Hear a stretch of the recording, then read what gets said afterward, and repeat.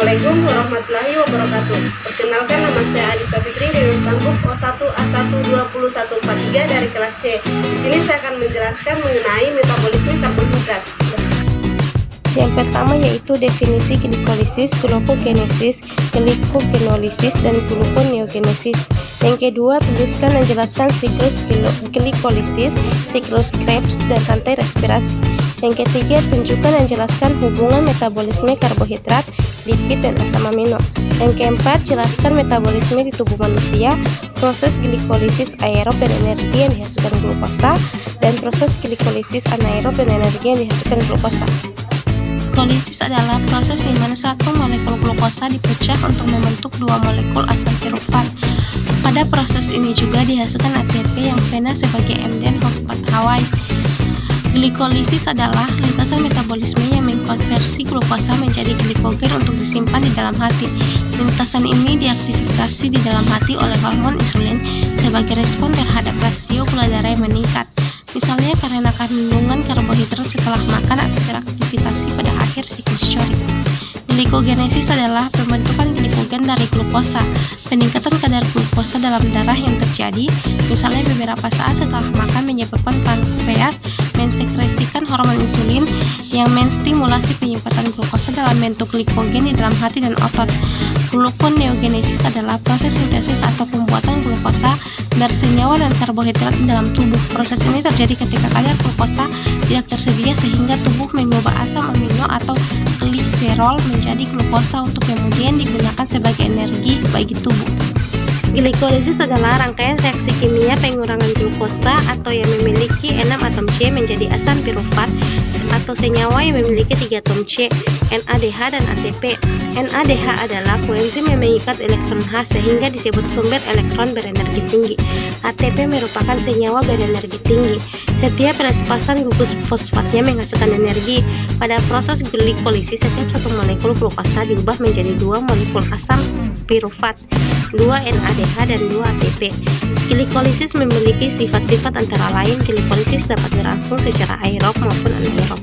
Glikolisis melibatkan enzim ATP dan ADP, serta peranan ATP dan ADP pada glikolisis adalah memindahkan fosfat dari molekul yang satu ke molekul yang lain.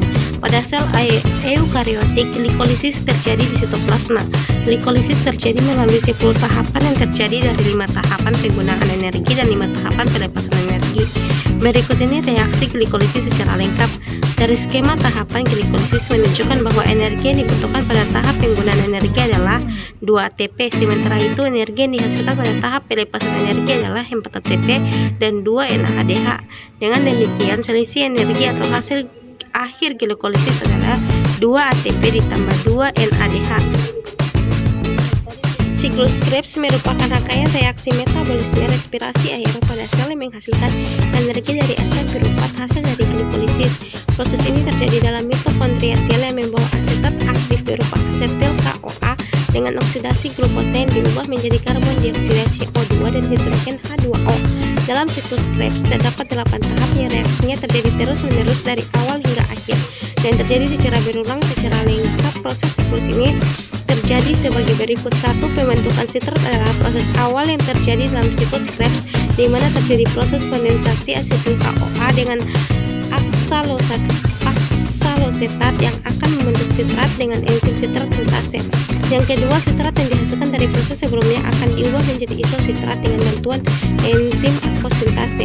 Yang ketiga, enzim dehidrogenasasi isositrat mampu mengubah isositrat menjadi katoglutarat dengan bantuan NADH. Dalam proses reaksi ini juga terjadi pelepasan satu molekul karbon dioksida alfa katoglutarat mengalami proses oksidasi sehingga akan menghasilkan suksinil CoA. Selama oksidasi ini, NAD+ menerima elektron atau reduksi menjadi NADH+, H+. Enzim yang mengkatalisasi reaksi ini adalah alfa katoglutarat dehidrogenase. Suksinil CoA diubah menjadi suksinat. Energi yang dilepaskan digunakan untuk mengubah guanosin bisfosfat dan fosforilasi menjadi guanosin trifosfat. GDP ini kemudian dapat digunakan untuk membuat ADP. Suksinat yang dihasilkan dari proses sebelumnya akan dioksidasi menjadi fumarat. Ketika oksidasi inilah FAD akan menerima elektron dan menjadi FADH2. Enzim suksinat dehidrogenase mengkatalisis pemindahan dua hidrogen dari suksinat. Selanjutnya adalah proses hidrasi. Proses ini menyebabkan terjadinya penambahan atom hidrogen pada ikatan karbon sehingga akan menghasilkan produk berupa malat. Malat kemudian dioksidasi untuk menghasilkan oksaloasetat dengan bantuan enzim malat dehidrogenase. Oksaloasetat inilah yang akan menangkap asetil KOA sehingga siklus Krebs dapat terus-menerus terjadi. Hasil akhir dari tahap ini juga berupa NADH. Hubungan metabolisme karbohidrat lipid dan asam amino. Hubungan antara metabolisme karbohidrat lemak dan protein lebih banyak mengandung hidrogen terikat dan merupakan senyawa karbon yang saling banyak tereduksi. Sedangkan karbohidrat atau glukosa dan protein asam glutamat banyak mengandung oksigen dan lebih sedikit hidrogen terikat adalah senyawa yang lebih teroksidasi. Senyawa karbon yang tereduksi lebih banyak menyimpan energi dan apabila ada pembakaran sempurna akan membebaskan energi lebih banyak karena adanya pembebasan elektron yang lebih banyak. Jumlah elektron yang dibebaskan menentukan jumlah energi yang menghasilkan metabolisme di dalam tubuh. 1. Glikolisis aerob. Proses pemecahan molekul C6 atau glukosa yang menjadi senyawa asam pirufat atau dikenal dengan rumus kimia C3. Dalam respirasi aerob memecah senyawa organik ke senyawa anorganik menghasilkan energi dalam jumlah besar yaitu 36 ATP. Yang kedua, glikolisis anaerob. Glikolisis anaerob merupakan lintasan glikolisis yang dapat bekerja dalam keadaan sama sekali tanpa oksigen. Tempat terjadinya glikolisis anaerob sitoplasma yang bertujuan mengurangi senyawa organik. Hasil dari respirasi tanpa oksigen ini adalah sejumlah energi yang lebih kecil yaitu 2 ATP. Sekian akhir presentasi saya, semoga bermanfaat untuk kita semua. Wabillahi taufiq wal hidayah. Wassalamualaikum warahmatullahi wabarakatuh.